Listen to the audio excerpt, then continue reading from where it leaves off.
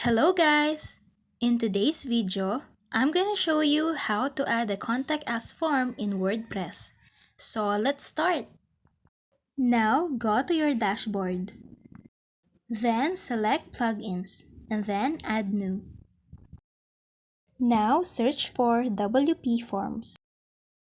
You can see it right here and then tap on install.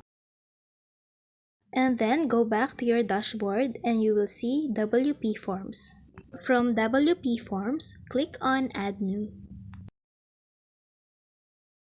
Now you can select a template.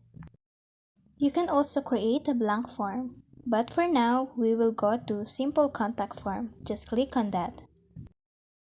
From Simple Contact Form, you can now edit, delete, or add a field right here according to your wants. You can also edit the title from here. Now you can click on Save, and then click on Embed, and then copy the code. Now go to Pages and select the page where you want to paste the Contact Us form. For example, here on the Contact Me page, paste the code here. And that's it! Thank you for watching! Don't forget to like and subscribe.